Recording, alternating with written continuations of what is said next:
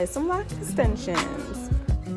She removed the previous locks that she had, and the lock extensions I ordered for her, I went ahead and dyed red as requested. So we're going to dye her natural hair black so I have a great ombre effect, and we've got that part covered. And let's get started on the process. So I'm oiling her scalp down with my Restoration Essence oil from Natural Essence, and then we get right into it. So I'm going to section out the hair, or the part that I'm going to start with, and then I'm going to comb those ends out so I can attach these extensions. That's the most important part because I need something to grab.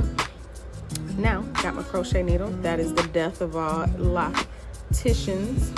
Those who know. And I managed to go ahead and comb out the ends of this lock so I can attach. Here's a top view as I manipulate the ends so that I can have a good clean attachment. Something seamless once I go ahead and crochet that extension onto her natural hair.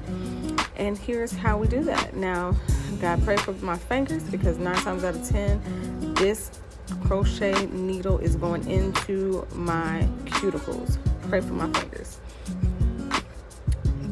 So here's another view of me attaching the extension onto her natural lock. Now we've got some damage at the roots where there's thinning. The hair is actually very dry, so what we're going to do is also repair the locks at the roots to ensure that we have proper support for the extension that we're attaching.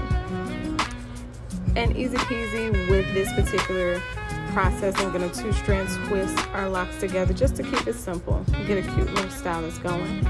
So here's the process, and here's the finished result. Now with added shampoo and TLC, we'll definitely get these locks back to where they want to be. So come catch these hands.